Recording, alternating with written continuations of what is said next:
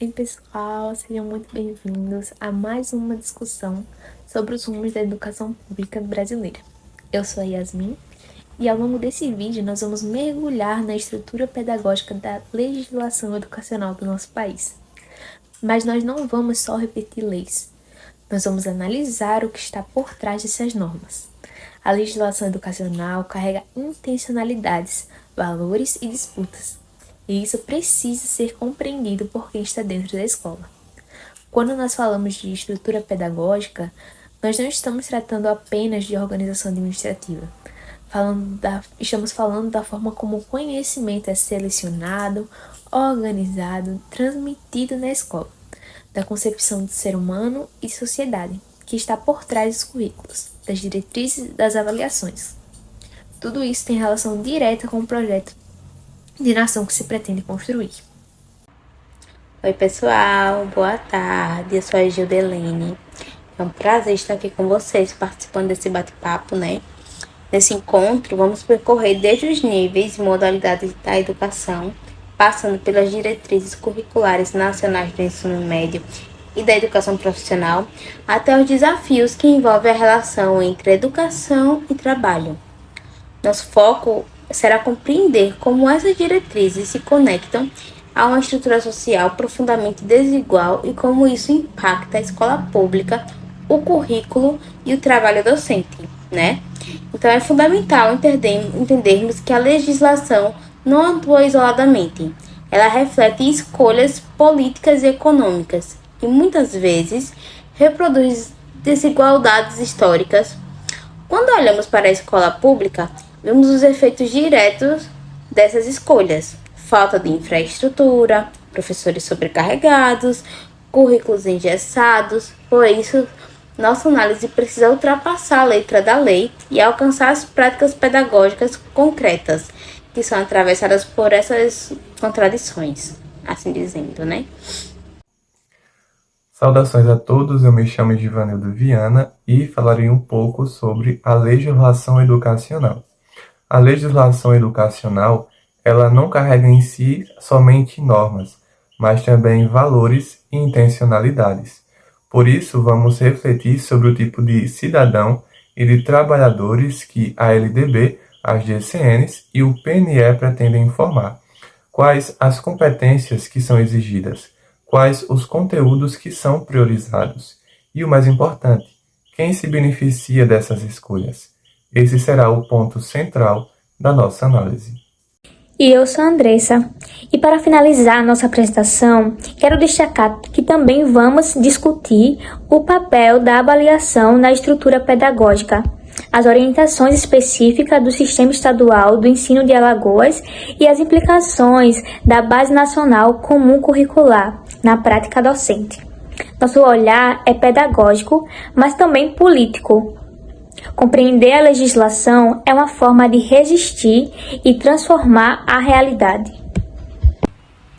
A legislação educacional brasileira estabelece 12 grandes níveis: a educação básica e a educação superior, como nós já conhecemos, né? A educação básica, por sua vez, divide-se em 3 etapas: educação infantil, ensino fundamental e ensino médio, conforme os artigos 21 e 22 da LDB. Essa divisão visa garantir uma formação contínua e articulada, que atenda às diferentes fases de desenvolvimento humano. Mas, além dessa estrutura, é importante compreender o que está em jogo na definição desses níveis, que seria a concepção de sujeito, de sociedade e de cidadania, que orienta cada etapa, né? As modalidades de ensino, como a educação especial, a educação de jovens adultos e idosos, a educação do campo, a educação indígena e quilombola, entre outras, são estratégias para incluir populações historicamente excluídas da escola, mas muitas vezes elas são tratadas como extras, sem o devido investimento, né? A legislação prevê, mas a realidade muitas vezes nega esses direitos. O educador Jamil Coury o conceito de educação básica precisa ser ampliado, segundo ele, né? Não basta garantir acesso, é preciso assegurar permanência e aprendizagem com qualidade social. Isso significa reconhecer as desigualdades de origem e criar políticas pedagógicas que as enfrentam. A educação básica é o espaço onde se disputa um projeto de sociedade. É nela que se formam os sujeitos históricos que podem manter ou transformar a realidade em que vivem. Né? Então é um trabalho muito difícil, mas que a gente tem que estar em cima, porque não podemos abrir mão que seja dessa forma, né? A gente tem que lutar para que seja dessa forma. As diretrizes curriculares nacionais, as chamadas DCN, são documentos normativos que orientam a elaboração dos currículos escolares em cada etapa do ensino. No caso do ensino médio, as DCNs atuais foram profundamente influenciadas pela reforma do ensino médio, implementada pela Lei 13.415 de 2017. Essa reforma criou os chamados itinerários formativos, que são percursos flexíveis que estudantes podem escolher conforme seus interesses e projetos de vida. A princípio, isso parece positivo, a ideia de personalização e protagonismo estudantil. Soa bem moderno, mas é necessário ir além do discurso e olhar para a realidade concreta das escolas públicas. Como denunciam Peroni e Caetano, essa flexibilização muitas vezes significa precarização. Escolas com poucas estruturas acabam oferecendo um número reduzido de itinerários, geralmente os mais baratos, limitando as escolhas dos estudantes e aprofundando desigualdades. A lógica de formação por competência, presente tanto nas DCNs quanto na BNCC, também precisa ser analisada criticamente. Ela propõe que o currículo seja organizado não mais por disciplinas rígidas, mas por eixos de aprendizagem que envolvem saberes interdisciplinares e habilidades socioemocionais.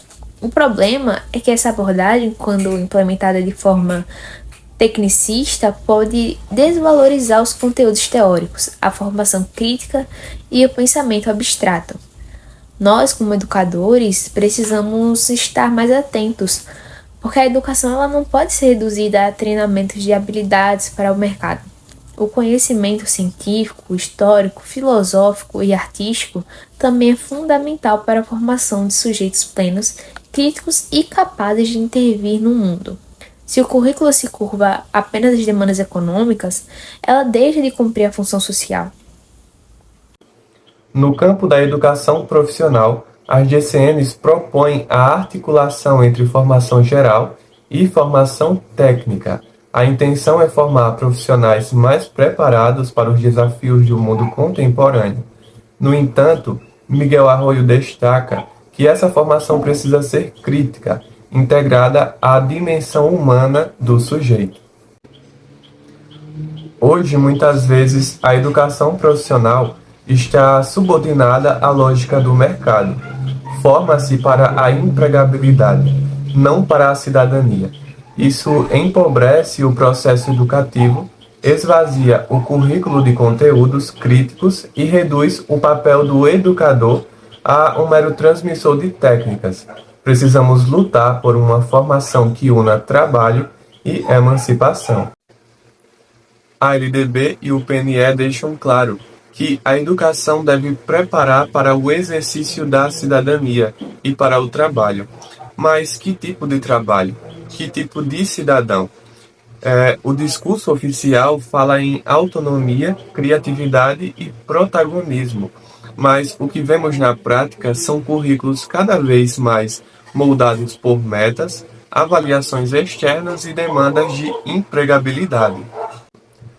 A Base Nacional Comum Curricular, por exemplo, organiza as competências gerais em torno da ideia de aprender a aprender.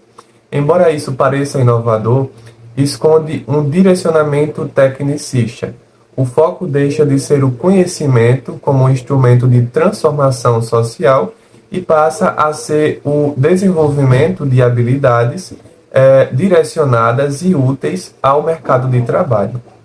A pedagogia das competências é criticada por autores como Arroyo e Saviani, justamente por despolitizar o currículo.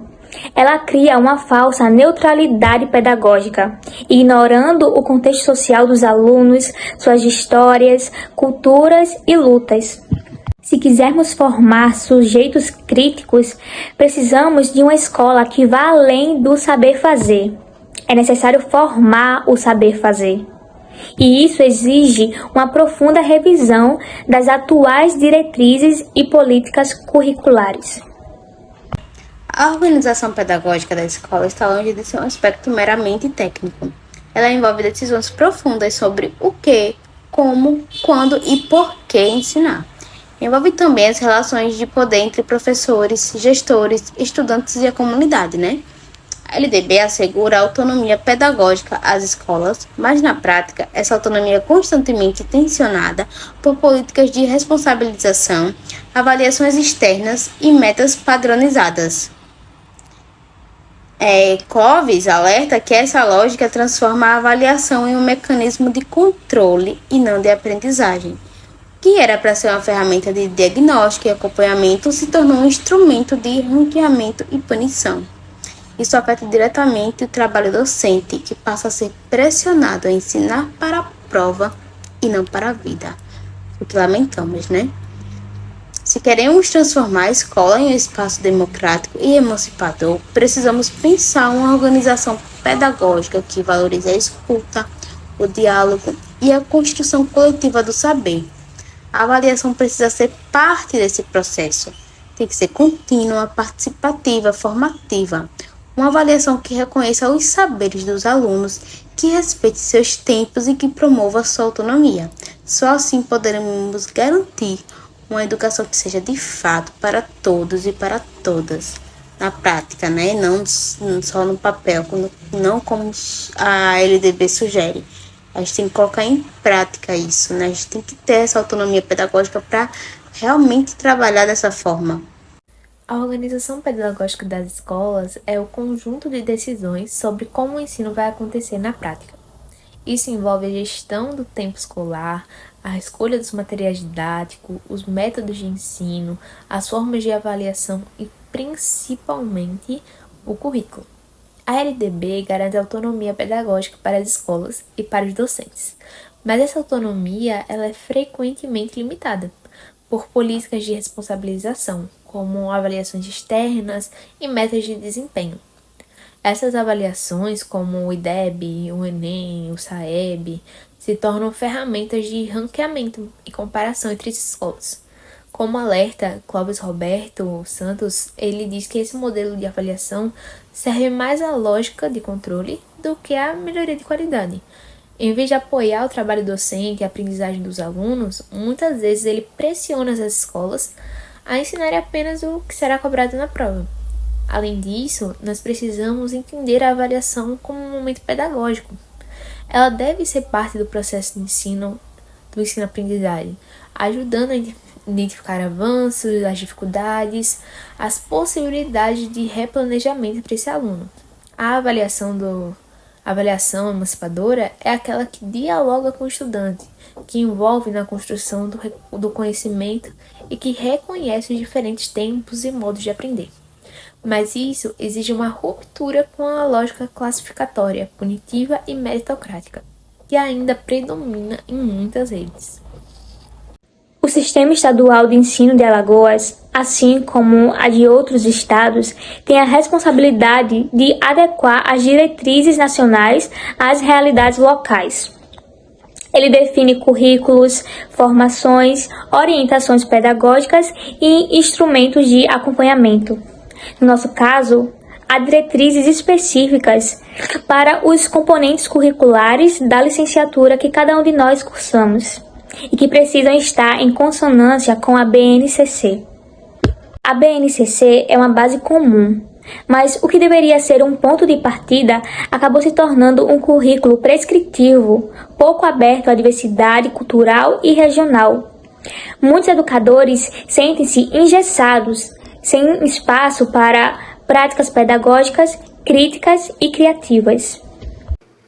O Plano Nacional de Educação tem metas ambiciosas como a universalização da educação básica, a valorização docente e a ampliação do financiamento público. Porém, sua execução vem sendo negligenciada. A maior parte das metas estão atrasadas ou foram até mesmo abandonadas. O cumprimento do PNE não é uma questão técnica, mas uma questão política. Se quisermos que a educação pública seja de fato de qualidade, precisamos de compromisso governamental, participação social e uma mobilização docente. A legislação educacional brasileira ela é um campo de disputa. Ela pode ser instrumento de emancipação, mas também de controle. E é justamente aí que precisamos compreendê-la em sua totalidade. Não apenas como um conjunto de normas, mas como realmente uma expressão de diferentes projetos de educação e sociedade que convivem, se enfrentam e muitas vezes se chocam dentro da escola. Logo, quando analisamos as DCNs, o PNE, a BNCC ou até mesmo as diretrizes estaduais, percebemos como essas políticas educacionais não são neutras. Elas orientam o currículo, delimitam a atuação do docente e moldam o perfil do estudante que deseja formar. Mas, ao mesmo tempo, elas abrem as brechas, espaços onde é possível tensionar, reinterpretar e construir práticas que colocam o estudante no centro do processo educativo novamente, respeitando a sua história, território e até mesmo identidade. O que está em jogo, no fundo, realmente, é o sentido da educação. Ela servirá para ajustar indivíduos a um sistema excludente ou para formar sujeitos capazes de questionar, propor e transformar o sistema. Por isso, precisamos conhecer profundamente a estrutura pedagógica das leis. Não para simplesmente aplicá-las, mas para disputá-las no cotidiano escolar mesmo, com consciência, criticidade e compromisso ético. A escola ela é um território estratégico e o nosso papel, enquanto educadoras e educadores, é usar o conhecimento da legislação como uma ferramenta de resistência, construindo caminhos de autonomia, diálogo, transformação social. Então, é importante trazer aqui que conhecer a estrutura pedagógica das leis é o primeiro passo para transformá-las a partir da prática pedagógica cotidiana. Mas é preciso ir além da compreensão teórica. É na sala de aula, no planejamento, na escuta atenta aos nossos estudantes, que essa transformação começa a se materializar. A legislação pode parecer distante, técnica e até burocrática, mas ela ganha vida quando entra em diálogo com as realidades concretas na escola pública. Cada artigo, cada diretriz, cada princípio que compõe a LDB ou a BNCC precisa ser lido com um olhar crítico e ético, não como uma receita a ser seguida, mas como um terreno de disputa, onde nós, educadores e educadoras, podemos intervir com intencionalidade. Podemos reinterpretar, ressignificar e resistir se necessário for. A prática pedagógica é sim um ato político, e é nela que a legislação encontra sua potência transformadora. É importante ressaltar que a escola ela não é neutra. Cada decisão curricular é uma questão política e por isso precisamos fazer da sala de aula um espaço de resistência. Que a gente siga lutando por uma educação democrática, crítica e libertadora. Obrigado por nos acompanhar. Tchau!